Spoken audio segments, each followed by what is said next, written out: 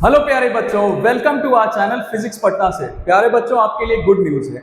जितने भी बच्चे क्लास 10th में आ चुके हैं आईसीएसई में, अभी आपका जो एग्जाम होगा 2026 में फेब में, उसके लिए मैं आपको बिल्कुल रेडी करने आ गया हूं बच्चों।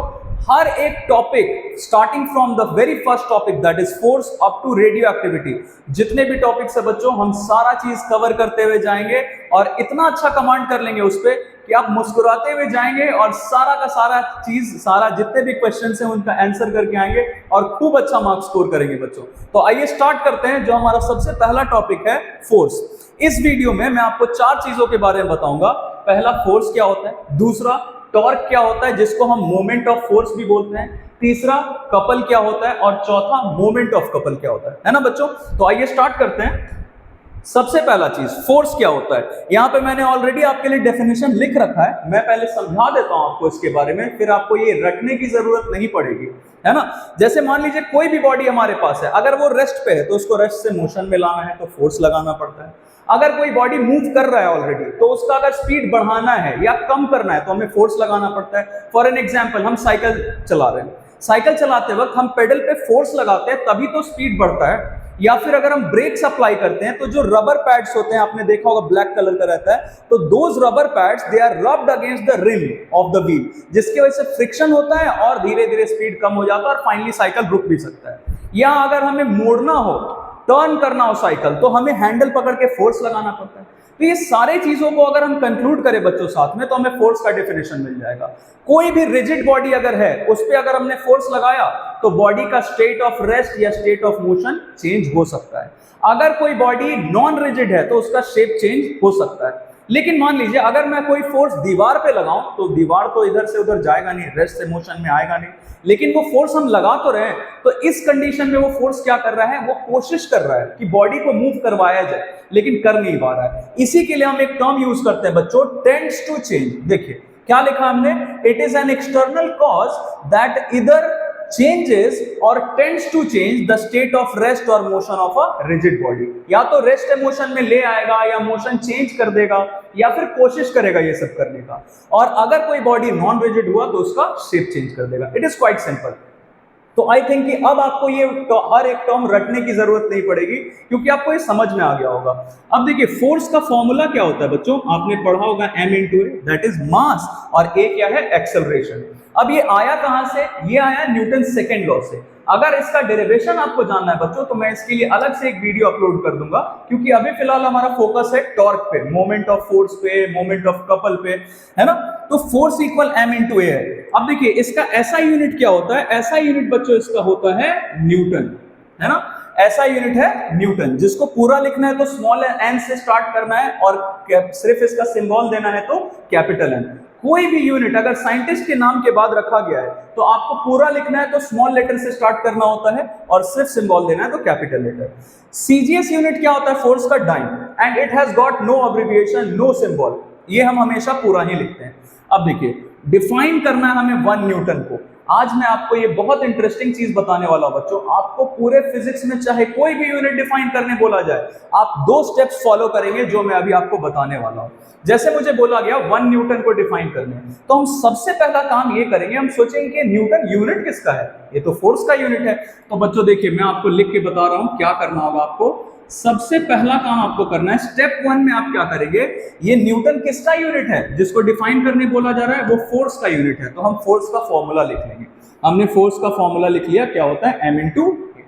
अब स्टेप 2 में क्या करना है, देखिए स्टेप 2 में आप करेंगे कि फोर्स का ऐसा यूनिट डिफाइन करना है ना, मतलब न्यूटन को डिफाइन करना है, तो आप ये फोर्स जिस पे डिपेंड करता है ना, उन सब का भी ऐसा यूनिट लिख लीजिए। केजी, मास के लिए केजी और एक्सेलरेशन के लिए मीटर पर सेकेंड स्क्वायर, है ना। अब देखिए ये तो हो गया हमारा। अब इसमें आपको दिख रहा है कि 1 न्यूटन को डिफाइन करना है, तो 1 यहां पे 1 है तो दोनों जगह आप 1 1 पुट कर सकते हैं। It is the simplest way, है ना। इसके अलावा भी आप कुछ वैल्यूज रख सकते थे, जैसे यहाँ 5 और यहाँ 1/5, लेकिन उतना मेहनत करने की जरूरत नहीं है। आप डायरेक्टली यहाँ 1 है तो 1 × 1 1।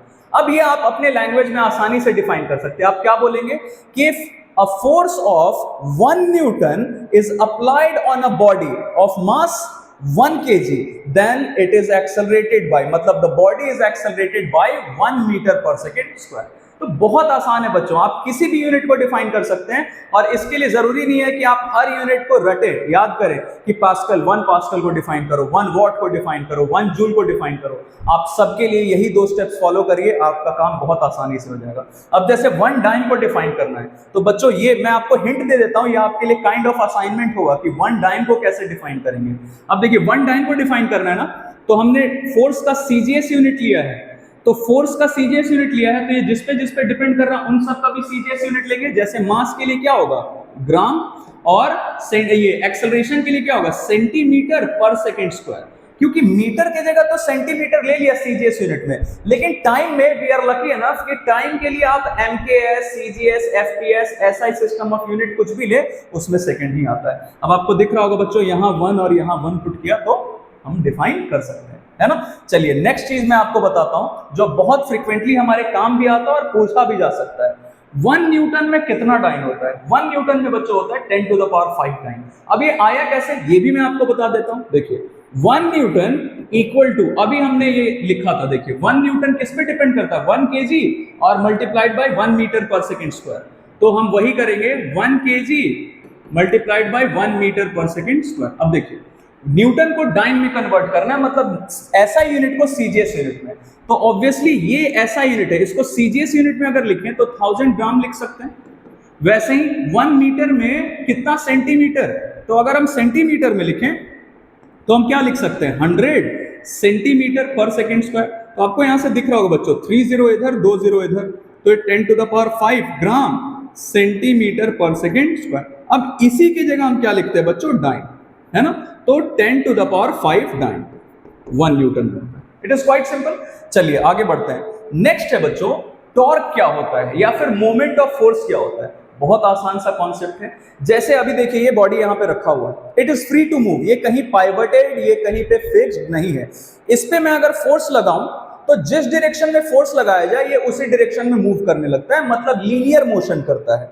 लेकिन अगर इसी बॉडी को हम यहाँ पे फिक्स कर दें, पकड़ लें, तो अब देखिए अब फोर्स लगाइए, अब फोर्स लगाने पे ये सीधा नहीं जा रहा है, ये लीनियर मोशन नहीं कर रहा है, ये गोल गोल घूम रहा है अबाउट दिस फिक्स्ड पॉइंट, जिसे हम बोलते हैं रोटेशनल मोशन। अब ये लीनियर मोशन नहीं कर रहा है। तो जैसे सिर्फ फोर्स लगाने से लीनियर मोशन होने लगता है, जैसे फोर्स लीनियर मोशन के लिए रिस्पॉन्सिबल है, वैसे ही बच्चों टॉर्क रिस्पॉन्सिबल होता है रोटेशनल मोशन के लिए। आप कहीं भी देखिए रोटेशनल मोशन होता हुआ, जैसे ये हो रहा है, या फिर इसकी जगह फैन का जो ब्लेड्स आपने देखा होगा, या हेलीकॉप्टर का जो ब्लेड्स है वो देखा होगा, तो ये जितने भी चीज हैं ये सब कैसा मोशन कर रहे हैं, रोटेशनल मोशन। और किस वजह से? Due to torque. और टॉर्क प्रोड्यूस करने के लिए हमें क्या करना पड़ता है? पहला चीज तो हमें इस बॉडी को फिक्स्ड रखना पड़ेगा, और दूसरा चीज हमें इस पे फोर्स लगाना पड़ेगा, क्योंकि बिना फोर्स लगाए तो कोई इसमें इफेक्ट होगा ही नहीं। अब देखिए इसको डिफाइन कैसे करना है। कुछ बच्चे क्या करते हैं डायरेक्टली फॉर्मूला लिख देते हैं या फॉर्मूला को थियोरेटिकली लिख देते हैं, लेकिन ये बहुत गलत तरीका है बच्चों। आप किसी भी चीज के बारे में अगर आपसे पूछा गया, जैसे फोर्स के बारे में पूछा गया, आप बोले फोर्स क्या है, तो product of mass and acceleration, इससे आपको कोई मार्क्स नहीं मिलेगा और ये सही तरीका भी नहीं है डिफाइन करने का। तो आप पहले टॉर्क के बारे में बताइए कि टॉर्क क्या है। It is the turning effect. आपको दिख रहा होगा कि ये टर्न कर रहा है ना, इफेक्ट मतलब जो इसका आउटकम हो रहा है, जो रिजल्ट है, तो it is the turning effect produced in the body about which point, about the fixed point. अगर यहाँ फिक्स्ड नहीं रहता तो हम फोर्स लगाते रह जाते हैं, ये कभी भी इसमें टॉर्क प्रोड्यूस होता ही नहीं है, कभी रोटेशनल मोशन करता ही नहीं है। कैसा मोशन करता है? लीनियर मोशन करने लगता है ना। तो हमने यहाँ पे डेफिनेशन ऑलरेडी लिख दिया है, क्या है? Turning effect produced in a body about the fixed point भी आप लिख सकते हैं, या पाइवट भी लिख सकते हैं, या एक्सिस ऑफ रोटेशन भी लिख सकते हैं। इन तीनों में से कुछ भी चीज आप लिख सकते हैं। अब देखिए अब इसके एक्सप्रेशन पे आते हैं, इसके फॉर्मूला पे आते हैं कि अगर टॉर्क क्या है ये हमें पता चल गया, तो टॉर्क कितना है उसके लिए क्या करेंगे। देखिए बच्चों टॉर्क क्या है? It is the product of force applied, जितना भी फोर्स हम लगाएं, multiplied by the perpendicular distance between line of action of force and axis of rotation. अब ये वाला पार्ट क्या है बच्चों, ये हम समझते हैं। देखिए जैसे ये हमारा फिक्स्ड पॉइंट है, ये हमारा पाइवट या एक्सिस ऑफ रोटेशन। अब यहां से मैं फोर्स ऐसे लगाऊं, तो ये फोर्स ऐसे लगा रहे हैं हम, यही हो गया हमारा line of action of force, मतलब the line along which the force is being applied or being acted। तो ये हो गया बच्चों हमारा line of action of force और ये है axis of rotation। तो हम इन दोनों के बीच का perpendicular distance लेते हैं, मतलब ये वाला distance हमें लेना है। मैं आपको इसका एक फिगर बना के दिखा देता हूं। जैसे मान लीजिए यहां पे हमारा axis of rotation है, ये फिक्स्ड पॉइंट जिसको जनरली हम O से डिनोट करते हैं। आपको क्वेश्चंस में भी O ही मैक्सिमम टाइम लिखा मिलेगा। अगर मैं यहां से एक फोर्स ऐसे लगाऊं डाउनवर्ड डायरेक्शन में, तो यही क्या हो गया बच्चों, ये हो गया हमारा line of action of force और ये हो गया एक्सिस ऑफ रोटेशन। तो इसी परपेंडिकुलर डिस्टेंस के बारे में हम बात कर रहे थे। यही वैल्यू आपको रखना होता है यहाँ पे और किससे मल्टीप्लाई करना है, फोर्स के वैल्यू से मल्टीप्लाई कर देना है ना। It is quite simple. अब देखिए इसका ऐसा यूनिट के लिए हम क्या करेंगे, जिसपे डिपेंड कर रहा हूं दोनों का ऐसा यूनिट लिख लेते हैं। टॉर्क को बच्चों हम जनरली कैपिटल टी या कहीं कहीं पे आपको ऐसा भी सिंबल बना मिल सकता है या कहीं कहीं पे सिर्फ ऐसा लिखा हुआ मिल सकता है, आधा टी जैसा सिंबल लिखा मिल सकता है। तो जनरली बच्चे कैपिटल टी यूज करते हैं, आप कर सकते हैं यूज। अब देखिए इसका ऐसा यूनिट क्या होगा टॉर्क का, फोर्स का ऐसा यूनिट हम लिखते हैं न्यूटन और डिस्टेंस के लिए ऐसा यूनिट क्या हो जाएगा, मीटर, है ना।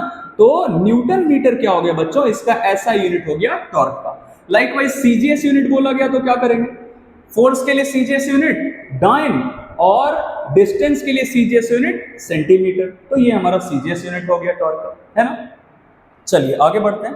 अब देखिए बच्चों कपल क्या होता है, लेकिन उससे पहले मैं आपको एक चीज और बता दूं। जैसे कोई भी फोर्स अगर हम लगा रहे हैं तो उसमें जो टॉर्क प्रोड्यूस हो रहा है बॉडी में, उसका दो डायरेक्शन पॉसिबल है, एक क्लॉकवाइज और एक anti clockwise. As the term suggest, clockwise का मतलब क्या, क्लॉक के डायरेक्शन में चलता है। मतलब आपने देखा हो घड़ी कैसे चलता है, घड़ी का जो मिनट हैंड है, आवर हैंड है या सेकंड हैंड है, वो कैसे चलता है, ऐसे राइट डायरेक्शन में जाता है तो क्लॉकवाइज। अगर ऐसे जाएगा तो हम इसको बोलते हैं एंटी क्लॉकवाइज, मतलब क्लॉक के ऑपोजिट डायरेक्शन में। तो देखिए जैसे, और सबसे आसान तरीका मैं आपको बता दे रहा हूं ये पता करने का कि डायरेक्शन कौन सा होगा। जहां पे बोला गया ना फिक्स्ड पॉइंट, वहां पे आप पेन पेंसिल जो भी आपके हाथ में आप उसको पकड़ लीजिए। जैसे ये लेफ्ट हैंड पे है, मैंने इसको पकड़ लिया। अब देखिए फोर्स यहां से लग रहा है ऐसे नीचे की डायरेक्शन में लग रहा है। अब ये देखिए कैसे घूमेगा बच्चों, ये कैसे घूमेगा, क्लॉकवाइज डायरेक्शन में घूम रहा है क्या, एक बार फिर से करके आपको दिखाता हूं। फोर्स ऐसे हम नीचे लगा रहे हैं तो देखिए कैसे घूम रहा है, क्लॉकवाइज डायरेक्शन में घूम रहा है क्या, क्लॉक ऐसे ही घूमता है ना। तो ये इसको कैसे घुमा देगा, क्लॉकवाइज डायरेक्शन में इसको घुमा देगा ये, है ना। चलिए आगे बढ़ते हैं। और एंटी क्लॉकवाइज डायरेक्शन में कब घूमेगा, जब अगर हम इस पे फोर्स ऊपर लगा देते हैं। जैसे यहां मैं आपको बना के दिखाता हूं, अगर ये फोर्स हम इस पे ऊपर लगा देते हैं तो ये इसको कैसा घुमाता, देखिए ऐसे घुमाता ना, एंटी क्लॉकवाइज डायरेक्शन में। तो बच्चों जो क्लॉकवाइज डायरेक्शन होता है ना, उसके लिए जैसे साइन कन्वेंशन हमारे लिए बहुत जरूरी है न्यूमेरिकल सॉल्व करने के लिए। तो अगर क्लॉकवाइज डायरेक्शन में टॉर्क आता है तो उसके लिए हम लेते हैं नेगेटिव साइन। क्लॉकवाइज डायरेक्शन के टॉर्क के लिए हम कैसा साइन लेते हैं, नेगेटिव साइन लेते हैं। और एंटी क्लॉकवाइज डायरेक्शन के लिए हम कैसा साइन लेते हैं, पॉजिटिव साइन लेते हैं। बहुत इंपॉर्टेंट है बच्चों, ये आपको न्यूमेरिकल में बहुत काम आएगा, है ना। चलिए आगे बढ़ते हैं। नेक्स्ट क्या है, कपल क्या होता है। अब देखिए as the term suggest, couple मतलब पेयर में एग्जिस्ट कर रहा है इस बार फोर्स। अभी तक हमने क्या पढ़ा, एक फोर्स लगा रहे थे तो मोमेंट ऑफ फोर्स, हमने मोमेंट ऑफ फोर्स फाइंड करना सीखा या टॉर्क फाइंड करना सीखा। अब कपल है मतलब दो फोर्स लग रहा होगा। कैसे लग रहा होगा जरा देखिए, एक बॉडी है, इस पे एक फोर्स ऐसे ऊपर लग रहा है और एक फोर्स ऐसे नीचे लग रहा है इस बॉडी पे। तो हमने क्या लिखा है देखिए, टू इक्वल मतलब इधर F तो इधर भी F, opposite and parallel forces. तो ये तीन कंडीशन आपको समझ में आ गया, इक्वल है दोनों ऑपोजिट है, एक ऊपर लग रहा है तो एक नीचे लग रहा है और दोनों पैरेलल भी है। और सबसे जरूरी चीज कि ये जो फोर्सेस एक्ट कर रहे हैं ना बॉडी पे, वो अलोंग डिफरेंट लाइंस होने चाहिए। अलोंग डिफरेंट लाइंस मतलब जैसे देखिए ये फोर्स लग रहा है तो इसके लिए line of action of force ये रहा और इस फोर्स के लिए line of action of force ये रहा। तो दोनों अलग अलग लाइंस के अलोंग एक्ट करने चाहिए। तो ये दोनों मिलके क्या फॉर्म करेंगे बच्चों, कपल फॉर्म करेंगे। एक चीज मैं आपको बता दूं, जैसे ये बॉडी अगर यहां से हम ऐसे लगाएं फोर्स और ऐसे लगाएं, ये भी F ये भी F, ये दोनों मिलके कपल फॉर्म नहीं कर रहे हैं। क्योंकि आपको दिख रहा होगा कि इक्वल एंड अपोजिट तो है, लेकिन दोनों का जो लाइन ऑफ एक्शन है, थोड़ा सा ये वाला पार्ट इधर हो गया बच्चों, मैं ये वापस बना देता हूं, ये एग्जैक्टली एक ही पॉइंट पे एक्ट कर रहे हैं। मतलब दोनों के लिए line of action of force क्या हो गया, सेम। तो ये दोनों मिलके कपल फॉर्म नहीं कर रहे हैं और ये बॉडी को रोटेट भी नहीं करवा पाएंगे, क्योंकि इसका रिजल्टेंट फोर्स क्या हो जाएगा, एक नीचे एक ऊपर, तो दोनों का रिजल्टेंट फोर्स हो जाएगा बच्चों जीरो, जिसके वजह से कोई भी रोटेशन इसमें नहीं होगा। Whereas in this condition देखिए क्या होगा, इस बॉडी पे जैसा मैंने आपको बताया ये बॉडी है, आपने इसको मान लीजिए इसका हमने एक्सिस ऑफ रोटेशन यहाँ पे रखा है, ये हमारा फिक्स्ड पॉइंट। तो अब यहाँ पे पकड़ लेते हैं बीच में, ये देखिए एक फोर्स ऐसे ऊपर लग रहा है, तो ये देखिए ये इसको कैसा घुमाएगा, क्लॉकवाइज डायरेक्शन में घुमाएगा ना। और फिर दूसरा फोर्स, ये फोर्स नीचे लग रहा है, तो ये देखिए ये भी इसको कैसे घुमाएगा, क्लॉकवाइज डायरेक्शन में घुमाएगा। मतलब ये दोनों फोर्स, ये दोनों कपल ये जो है हमारा, ये इसको कैसा रोटेशन, कैसा मोशन करवाएगा, रोटेशनल मोशन करवाएगा। चलिए आगे बढ़ते हैं। अब आते हैं बच्चों मोमेंट ऑफ कपल पे। जैसे फोर्स की वजह से मोमेंट ऑफ फोर्स होता था, वैसे ही कपल मतलब पेयर ऑफ फोर्सेस की वजह से मोमेंट ऑफ कपल प्रोड्यूस होता है। और ये कोई नया चीज नहीं है, आप बहुत आसानी से फाइंड कर सकते हैं। जैसे देखिए ये हमारे पास एक बॉडी है जिसको हमने पाइवट किया है, और पाइवट बिल्कुल बीच में होना बच्चों जरूरी नहीं है। मान लेते हैं यहाँ पे पाइवट है, यहां से हमने एक फोर्स लगाया अपवर्ड जिसका वैल्यू है F, और ये भी F। अब देखिए हम अपने कन्वीनियंस के लिए इसका नाम अलग अलग देते हैं, ये F1 जिसका वैल्यू F है और F2B का वैल्यू F। दोनों इक्वल एंड ऑपोजिट है, पैरेलल भी, और दोनों का line of action of force भी अलग अलग है। तो अगर हमें मोमेंट ऑफ कपल फाइंड करना पड़े बच्चों, तो हम क्या करेंगे, देखिए मोमेंट ऑफ कपल मतलब moment of both the forces. तो दोनों फोर्स की वजह से जो टॉर्क प्रोड्यूस हो रहा है, हम दोनों का टॉर्क अलग अलग फाइंड करके, सेपरेटली फाइंड करके अगर ऐड कर दें तो moment of both the forces पता चल जाएगा, मतलब मोमेंट ऑफ कपल पता चल जाएगा। तो देखिए हम वही करने वाले हैं। हम क्या करेंगे, हम फाइंड करेंगे पहले मोमेंट ऑफ फोर्स F1, इस वाले फोर्स की वजह से कितना टॉर्क प्रोड्यूस होगा अबाउट दिस फिक्स्ड पॉइंट, और उसमें ऐड कर देंगे क्या, मोमेंट ऑफ फोर्स F2, मतलब ये वाला जो हमारा फोर्स है जो डाउनवर्ड डायरेक्शन में एक्ट कर रहा है, इसके वजह से कितना टॉर्क प्रोड्यूस होगा अबाउट द फिक्स्ड पॉइंट। एक चीज हमेशा ध्यान रखिएगा बच्चों, जैसे ही आपने टॉर्क लिखा या मोमेंट ऑफ कपल लिखा, तो वहां पर आपको ये लिखना एकदम जरूरी है कि torque produced about the fixed point. ये अगर आप नहीं लिखते हैं तो मार्क्स कटता है। ओके चलिए आगे बढ़ते हैं। तो मोमेंट ऑफ फोर्स तो अभी हमने देखा है, टॉर्क का फार्मूला हमें पता है। क्या करते हैं हम, फोर्स का वैल्यू रखते हैं। देखिए F1 multiplied by perpendicular distance between line of action of force and axis of rotation. तो चलिए इसका कुछ नाम दे देते हैं अपने कन्वीनियंस के लिए, A और ये पॉइंट B। तो देखिए परपेंडिकुलर डिस्टेंस कितना हो गया, line of action of force और एक्सिस ऑफ रोटेशन के बीच AO, प्लस फिर इस वाले फोर्स की वजह से कितना मोमेंट ऑफ फोर्स, मतलब कितना टॉर्क प्रोड्यूस हुआ, तो force F2 multiplied by perpendicular distance between line of action of force and axis of rotation क्या है, OB। अब देखिए यहां से हम क्या करेंगे, F1 हो या F2 हो, दोनों का वैल्यू तो F ही है, तो हम दोनों का वैल्यू रख देते हैं। यहां से आपको दिख रहा होगा बच्चों कि हम F यहां से कॉमन ले सकते हैं, तो F कॉमन ले लेते तो देखिए क्या बचेगा, AO प्लस OB। अब F multiplied by AO plus OB आप करेंगे बच्चों, तो आपको क्या मिल जाएगा, AB। और ये AB क्या है, AB is the perpendicular distance between both the line of forces, line of action of forces। या कहीं कहीं पे आपको डायरेक्टली ये भी लिखा मिल सकता है कि it is the couple arm। ये AB यहाँ पे क्या है, मैं लिख देता हूं यहाँ पे, ये क्या है, couple arm। मतलब परपेंडिकुलर डिस्टेंस किसके किसके बीच का, दोनों फोर्सेस का जो लाइन है उसके बीच का परपेंडिकुलर डिस्टेंस हमें लेना है। अब देखिए बच्चों, आज का ये सारा चीज मैंने आपको जो बताया है, इसको हम रिलेट करेंगे आने वाले वीडियो में जो मैं कल अपलोड करूंगा, और उस वीडियो में हम डिस्कस करेंगे कि principle of moment of force क्या होता है, और उससे रिलेटेड जितने भी न्यूमेरिकल्स हैं इस चैप्टर फोर्स के, वो हम कैसे आसानी से कर सकते हैं। Okay, thank you very much बच्चों for listening, and do one more thing for me, अगर आप हमारे चैनल पे नए हैं तो please do subscribe and let others also know. Thank you very much.